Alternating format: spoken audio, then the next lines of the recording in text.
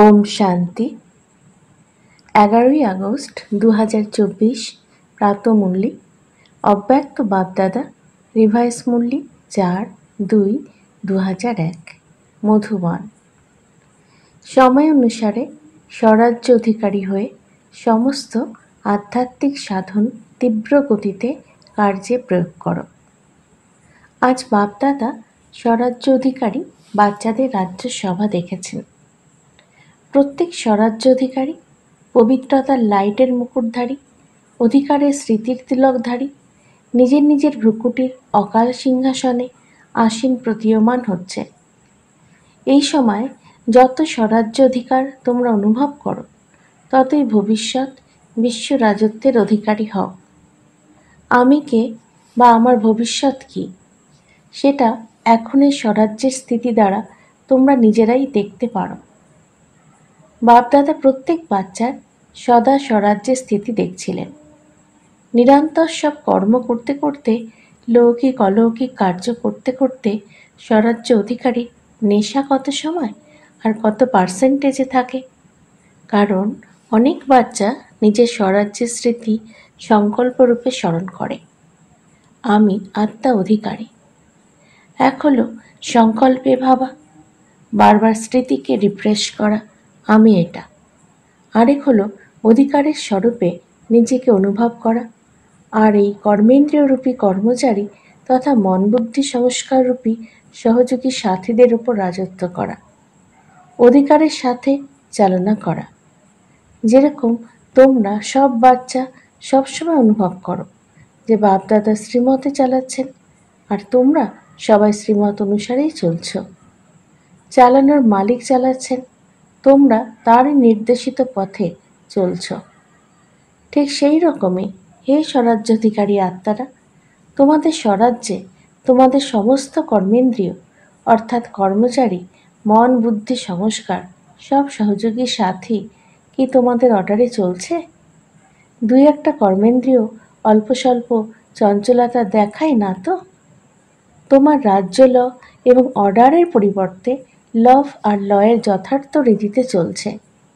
কি বুঝছ? চলছে নাকি একটু টালবাহানা করে?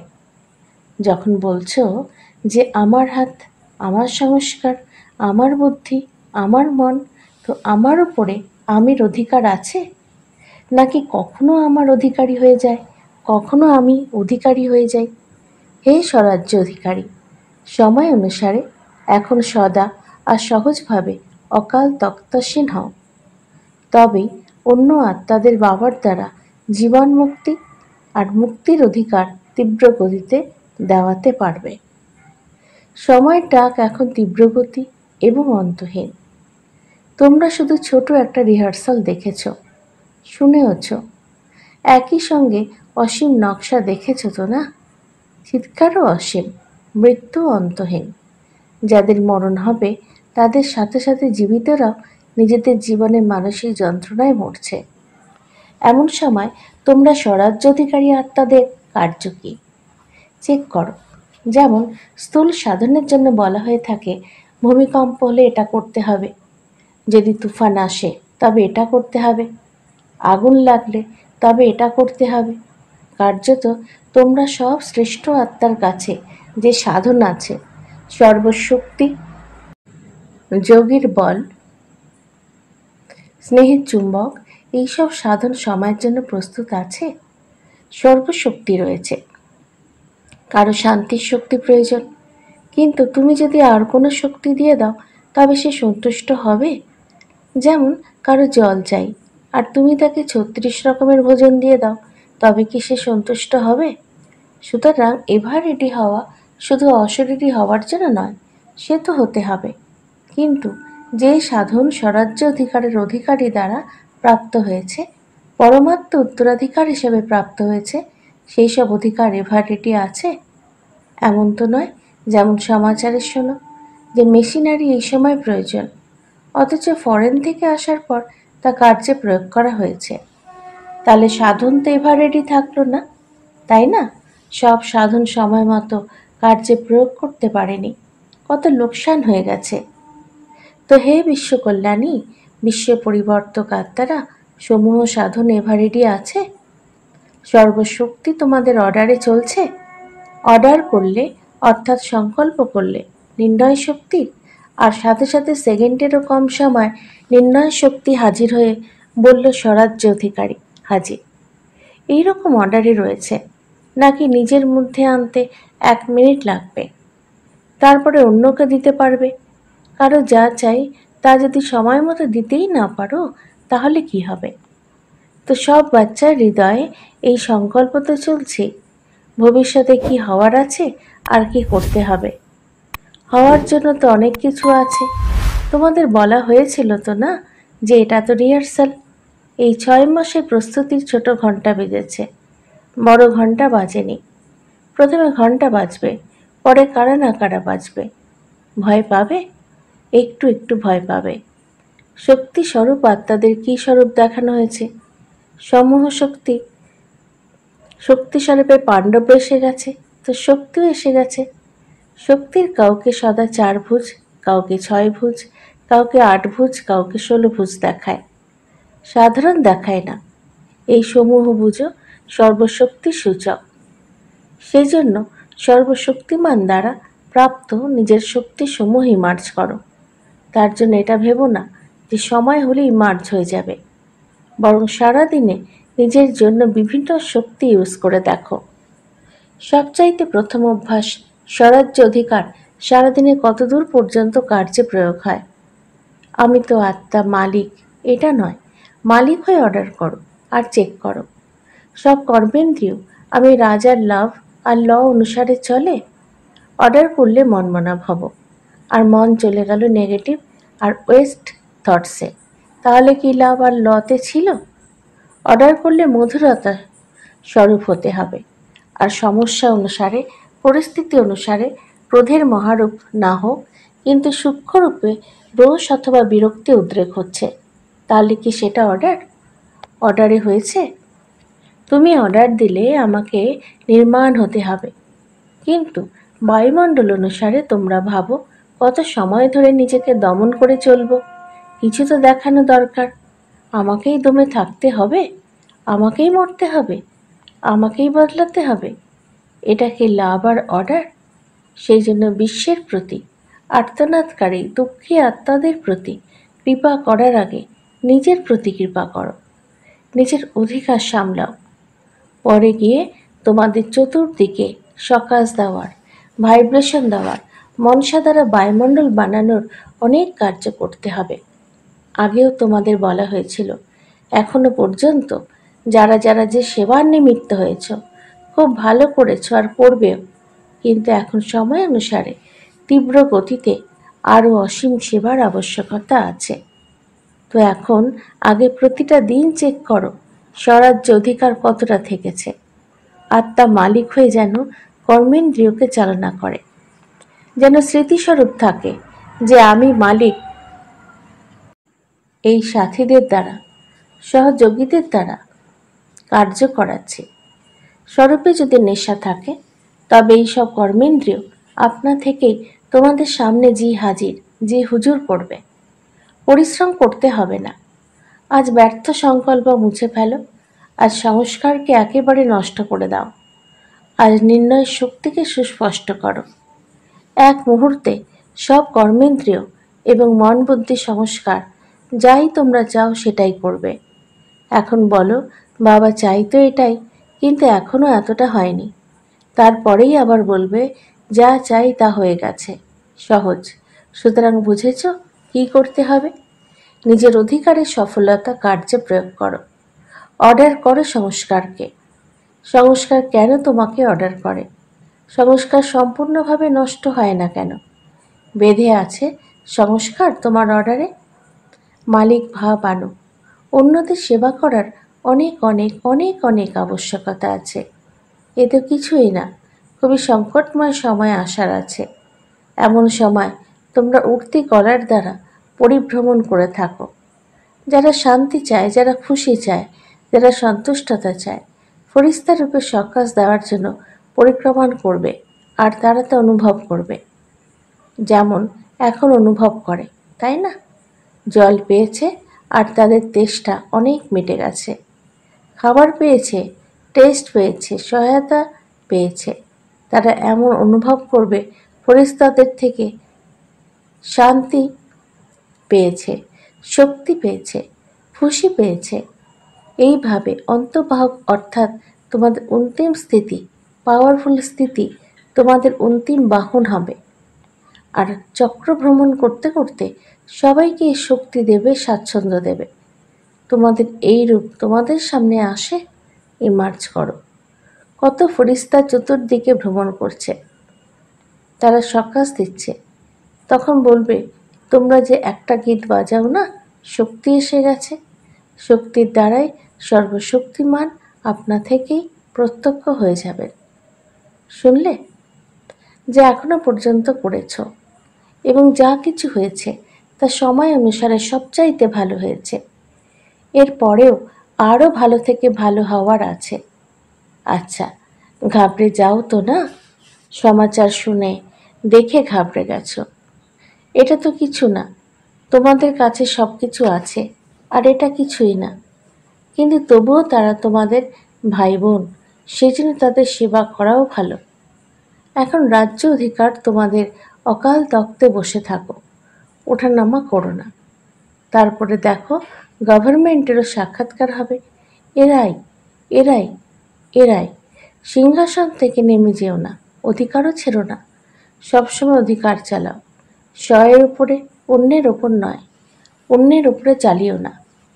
আচ্ছা, অনেক নতুন নতুন বাচ্চারা এসেছে, বৃদ্ধ তো হওয়ারই আছে। যারা এই গল্পে এইবারে প্রথম এসেছ তারা হাত ওঠাও। প্রথমে এসেছ তারা হাত ওঠাও। ভালো করেছ, তোমরা সাহস রেখে পৌঁছে গেছো তো না? যারা বসে গেছে তারা বসেই গেছে, আর হয়নি কিছুই। সাহস অতি আবশ্যক। যে কোনো কার্যে যদি তোমাদের সাহস থাকে তবে বুঝে নিও যে তোমরা সফল হবে। সাহস কম, সফলতা কম, সেই জন্য সাহস রাখো আর নির্ভীক হও। ভয় পেও না যে এটা কি হচ্ছে। কেউ মরে যাচ্ছে, তাহলে সে মরে যাচ্ছে আর ভয় হচ্ছে তোমার। নির্ভীক থাকো, তাকে শান্তির সহযোগ দেওয়া ভালো। সেই আত্মাকে সহৃদয় ভাবনা দ্বারা সহযোগ দাও, ভয় পেও না। ভয় সবচাইতে বড়র মধ্যে বড় ভূত। অন্যান্য ভূত সরানো যেতে পারে, কিন্তু ভয়ের ভূত সরানো খুবই কঠিন। যে কোনো বিষয়ের ভয় হতে পারে, শুধু কারো মৃত্যুর ভয় নয়। অনেক বিষয়ের ভয় হয়, অনেক ধরনের ভয় আছে। এমনকি তোমাদের দুর্বলতার কারণেও ভয় হয়। সেই সব থেকে নির্ভীক হওয়ার যে সাধনা আছে তা হলো সদা নির্মল হৃদয়, অকপট হৃদয়ে থাকা। তাহলে ভয় কখনোই আসবে না। অবশ্যই মনে কোনো বিষয় সমাহিত থাকে যা থেকেই ভয় হয়। নির্মল হৃদয়, অকপট হৃদয়ে আছে তো প্রভু প্রসন্ন, এবং সকলেই প্রসন্ন হয়। আচ্ছা, আগত নতুন নতুন বাচ্চাদের নবজীবনে পরমাত্ম ভাগ্য প্রাপ্ত করার অভিনন্দন। আচ্ছা, ফরেনের থেকেও অনেক এসেছে। ফরেন গ্রুপ হাত তোলো। 700-র কাছাকাছি এসেছে। স্বাগত, ওয়েলকাম। মহারাষ্ট্র, অন্ধ্রপ্রদেশের সেবা। যারা মহারাষ্ট্র থেকে এসেছো তারা হাত তোলো। 4000 এসেছে, তো 4000কে 4 কদমবার অভিনন্দন। ভালো করেছ। সব গ্রুপের নিজের নিজের সেবার শোভা রয়েছে, কেননা সেবার আগে তো পরিবারের কাছাকাছি আসার চান্স প্রাপ্ত হয় তোমাদের। চান্স প্রাপ্ত হয় তো না? নয়তো কে জিজ্ঞাসা করবে এরা মহারাষ্ট্র নাকি অন্ধ্র? কিন্তু বিশেষ সেবার চান্স প্রাপ্ত করায় পরিবারের দাদিদের, দাদাদের সামনে আসো। আর খুশিও হয়। কেন খুশি হয়? কারণ দেখো সেন্টারে সেবা করো কতজনের। ঠিক আছে, বড়জোর 50-100 জনের। আর এখানে যখন সেবা করো তো হাজার হাজারের সেবা করো, এবং হাজার হাজারের সেবা রিটার্নে সবার আশীর্বাদ যে প্রাপ্ত হয়, তাই না? খুব ভালো সেবা করেছ, খুবই ভালো সেবা করেছ। এই আশীর্বাদ নির্গত হয়। সেই আশীর্বাদ এক তো বর্তমান সময় খুশি প্রাপ্ত করায়, আর এক হলো জমাও হয়, ডবল লাভ। সেই জন্য যারা সেবা করেছ তারা সেবার মেওয়া খুশিও লাভ করেছ এবং সঞ্চার খাতাও জমা হয়েছে। ডাবল লাভ হয়ে গেল তো না? এখন সব জনের মেজরিটিরাই ভালো শিখেও গেছে, অভ্যাসও হয়ে গেছে। ভালো করেছ, অভিনন্দন। 100 কুমারীর সমর্পণ। ভালো, 100 কুমারী ওঠো। সবাই দেখো, যেখানেই টিভি আছে সেখানেই দেখাও। এটা ভালো, কার্যত তোমরা সমর্পণ তো করেছই, কিন্তু সমর্পণের পাক্কা স্ট্যাম্প লাগাতে হবে। এটা অলমাইটি গভর্নমেন্টের স্ট্যাম্প, মুছতে পারা যাবে না। পাক্কা তো না? পাক্কা পাক্কা। যারা মনে করে খুব খুব খুব পাক্কা, তারা এইভাবে হাত নাড়ো। খুব পাক্কা। মহারাষ্ট্র আছে, কোনো মহত্ব দেখাবে তো না? খুব ভালো। বাপদাদার তরফে অনেক অনেক কোটি কোটি বার শুভেচ্ছা, অভিনন্দন। আচ্ছা, এখন 1 সেকেন্ডে, বিশেষত যেখানে আর্থকোয়েক হয়েছে তার চারদিকে ফরিস্তা হয়ে উঠতি কলার দ্বারা শান্তি, শক্তি আর সন্তুষ্টতার সকাশ ছড়িয়ে দিয়ে এসো। পরিক্রমা করে এসো 1 সেকেন্ডে। সবাই চক্রভ্রমণ করে এসো। আচ্ছা, চতুর্দিকে দেশ আর বিদেশের ফরিস্তারূপে বিরাজমান অধিকারী বাচ্চাদের, যারা সদা লাভ আর লয়ের দ্বারা নিজের সহযোগী, সূক্ষ্ম বা স্থূল সহযোগী সাথীদের চালনা করে, যারা সদা বাপদাদা দ্বারা প্রাপ্ত আধ্যাত্মিক সাধনসমূহকে এভারেটি বানায়। আমি আত্মা রাজা হয়ে রাজ্য অধিকারের অনুভব করে, সদা উঠতি কলার দ্বারা ফরিস্তারূপে চতুর্দিকে সকাশ দেয়। এমন শক্তিস্বরূপ আত্মাদের সদা নির্মল হৃদয়, অকপট হৃদয় দ্বারা নির্ভীক নিরাকারী স্থিতিতে অনুভবকারী বিশ্ব কল্যাণী, বিশ্ব পরিবর্তক আত্মাদের বাপদাদার স্মরণের স্নেহ সুমন আর নমস্কার। আমাদেরও বাপদাদাকে ধন্যবাদ, নমস্কার। দাদিদের সাথে তোমাদের সকলের খুশি হচ্ছে তো না? তোমাদের নিমিত্ত দাদিরা, দাদারা সামনে এসেছেন, খুশি রয়েছে, তাই না? নাকি তোমরাও আসতে চাও? আরও সামনে হওয়া ভালো। যারা বাবার সামনে আছে, বাবা তাদের বেশি দেখেন। এখানে তো তাকে এভাবে করতে হবে, আর যারা তার সামনে তাদের তো বারবার দেখেছেন। আচ্ছা, জগদীশ ভাইয়ের সাথে সব কিছু ঠিক আছে? সর্বাপেক্ষা ভালো ব্যাপার হলো নিজেকে শরীর সমেত অর্পণ করে দিয়েছে। বাস্তবে তো বাবাকে নিজের সব দিয়ে দিয়েছে তো না? নাকি দিতে হবে? তোমরা নিমিত্ত আত্মারা তো দিয়েছ, তবেই তো সাকার রূপে তোমাদের ফলো করছে। সাকার রূপে মহারথীদের দেখে সকলের শক্তিই লাভ হয়। তাই সমগ্র গ্রুপ কি শক্তির স্তুতিগীত, তাই না? দাদি জানকি বলছেন, যিনি চালাচ্ছেন তিনি অত্যন্ত রমজবাজ। রমজ মানে যুক্তি সহ আনন্দদাতা। যদি না হতেন তাহলে এত বৃদ্ধি কিভাবে হতো? বাবা বলেন, যারা চলছে তারা বাবার থেকেও বেশি চতুর বুদ্ধিমান। আচ্ছা, সবাই সদা একটি শব্দ হৃদয় দিয়ে গেয়ে থাকে, আমার বাবা। এই গীত সবাই গাইতে জানো তো না? আমার বাবা, এই গীত কিভাবে গাইতে হয় জানো তোমরা? সহজ তো না? আমার বলার সাথে সাথে তিনি তোমাদের আপন করে নিয়েছেন। বাবা বলেন, বাচ্চারা বাবার থেকেও সমজদার। কেন? ভগবানকে বেঁধে ফেলেছে। বেঁধে নিয়েছ তো না? তাহলে যারা বাঁধলো তারা শক্তিশালী হলো, নাকি যাকে বাঁধা হলো? কে শক্তিশালী হলো? যাকে বাঁধা হলো তিনি শুধু তোমাদের উপায় বলে দিয়েছেন যে এইভাবে বাঁধো তো বেঁধে যাব। আচ্ছা, ওম শান্তি। বরদান, নিজেকে নিমিত্ত বুঝে ব্যর্থ সংকল্প এবং ব্যর্থ বৃত্তির থেকে মুক্ত হয়ে বিশ্ব কল্যাণকারী ভব। আমি বিশ্ব কল্যাণের কার্যার্থে নিমিত্ত, এই দায়িত্বের স্মৃতি বজায় রাখো। তবে কারো প্রতি বা নিজের প্রতি ব্যর্থ সংকল্প বা ব্যর্থ বৃত্তি হতে পারে না। দায়িত্ববান আত্মারা একটিও অকল্যাণকর সংকল্প করতে পারে না, কারো প্রতি ব্যর্থ বৃত্তি বানাতেও পারে না, কেননা তাদের বৃত্তির দ্বারা বায়ুমণ্ডলের পরিবর্তন হওয়ার আছে। সেই জন্য সকলের প্রতি তাদের শুভ ভাবনা, শুভ কামনা আপনা থেকেই থাকে।